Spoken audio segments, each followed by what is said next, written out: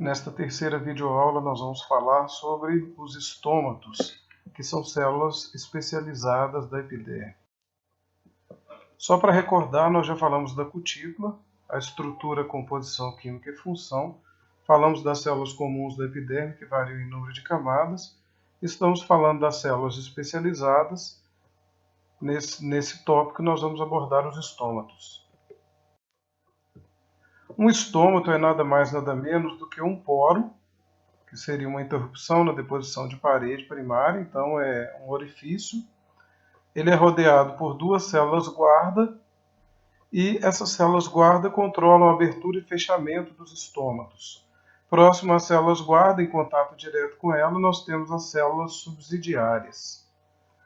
As células guarda são as únicas células epidérmicas que possuem cloroplasto. Então, isso é uma característica das células guarda. Os estômatos, eles apresentam um espessamento de parede bem típico. Ele é aqui acentuado na proximidade da fenda, como a gente pode perceber nestas duas imagens. Em relação ao formato das células guarda, nós temos estômatos com as células guarda em formato de rim ou grão de feijão, como nós observamos nesta figura, neste esquema e nesta fotomicrografia. E nós temos células guarda no formato de halter, células guarda halteriformes, que lembram o halter, que é aquele peso de academia. Os estômatos que apresentam células guarda halteriforme, que são essas células guarda que têm o formato de halter, eles são típicos da família Poaceae, que é a família das gramíneas, do milho, do arroz, do capim.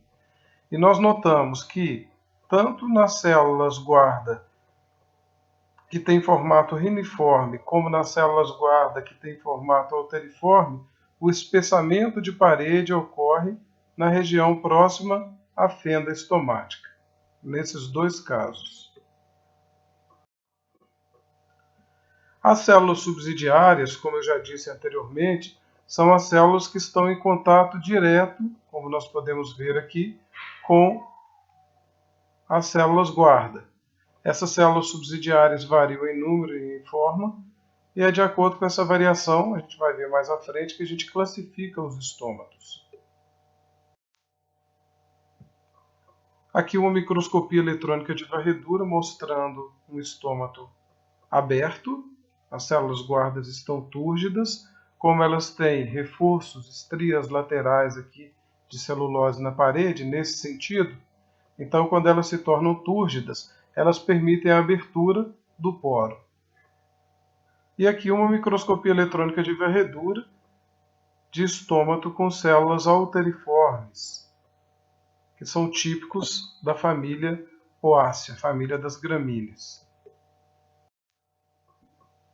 Nesta imagem nós podemos observar uma microscopia eletrônica de transmissão. A gente pode ver as organelas, aqui cloroplastos, aqui o vacúolo, e nós observamos que de fato o espessamento de parede é maior na região próxima à fenda estomática. Embaixo a gente vê a câmara subestomática e aqui do lado uma célula anexa ou célula companheira.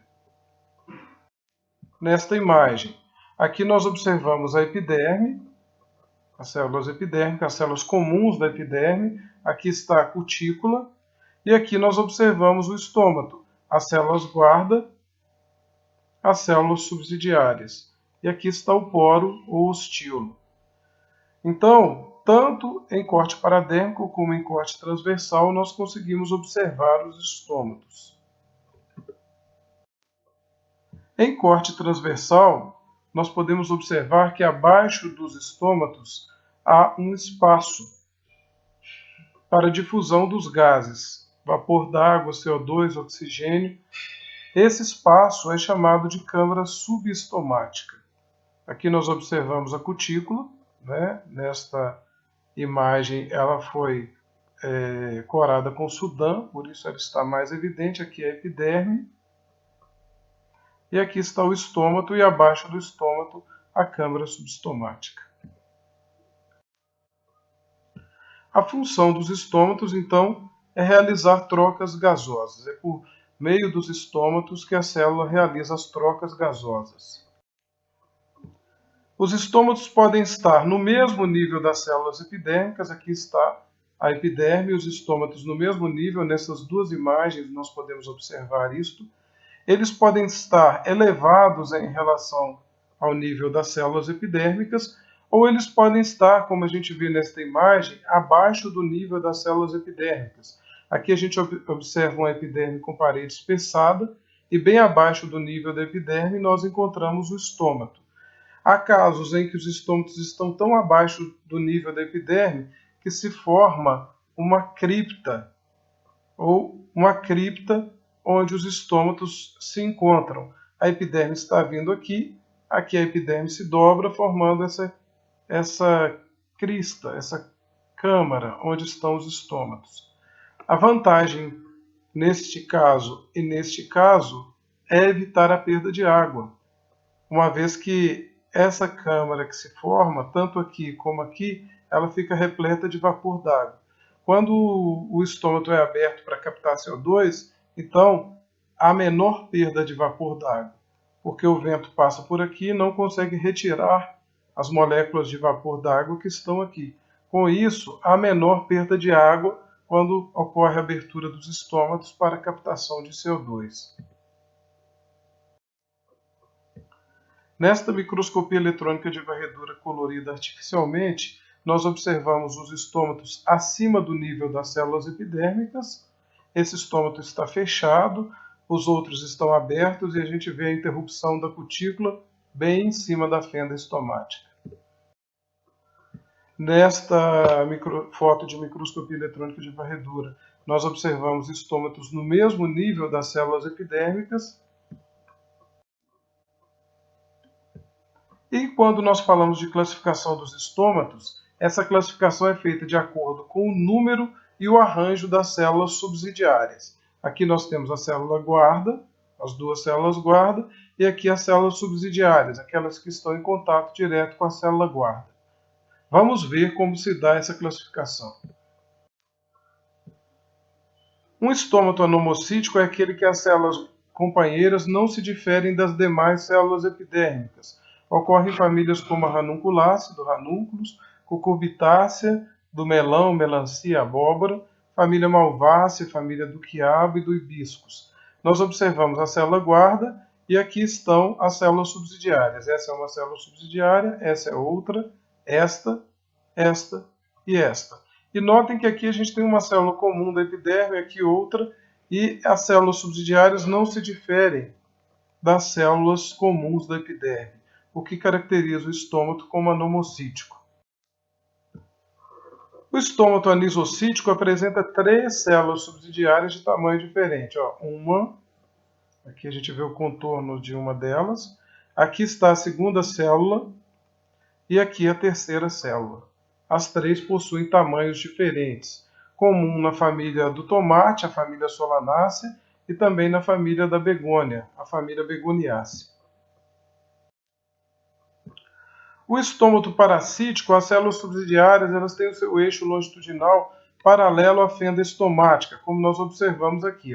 Célula guarda, aqui está a fenda estomática, e aqui a célula subsidiária, ou célula companheira. O eixo dela, das duas, aqui está outra, ela é um pouco maior, o eixo dessas duas células subsidiárias coincide com a fenda estomática.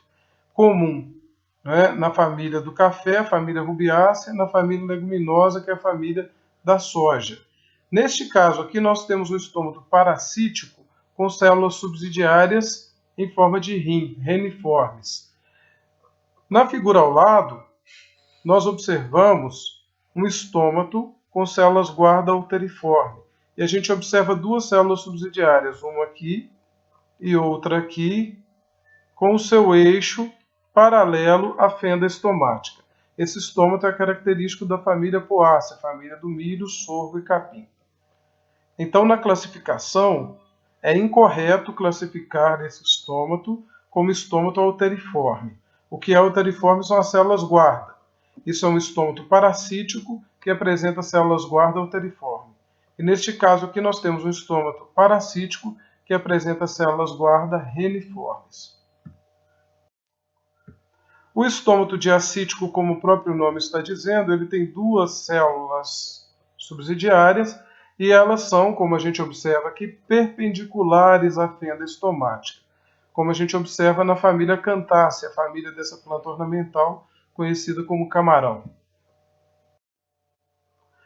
O estômato tetracítico, também o nome é indicativo, ele tem 4 células companheiras, duas aqui, essa e essa, são paralelas à fenda estomática e duas são polares à fenda estomática.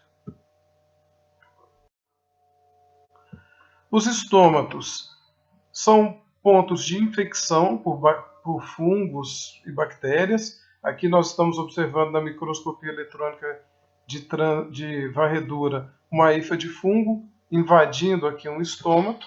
Aqui também nessa figura a gente mostra a mesma coisa, as hifas penetram pelo poro estomático e se instalam dentro do corpo da planta.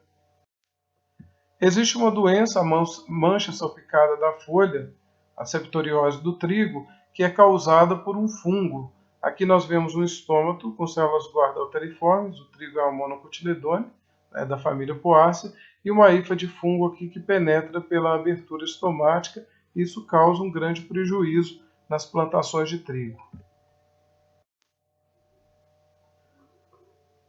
De acordo com a ocorrência dos estômatos nas faces adaxial ou adaxial da folha, nós classificamos a folha.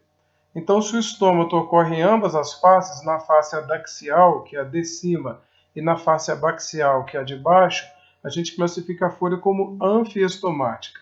Se os estômatos ocorrem apenas na face abaxial, face voltada para baixo da folha, nós classificamos a folha como hipoestomática.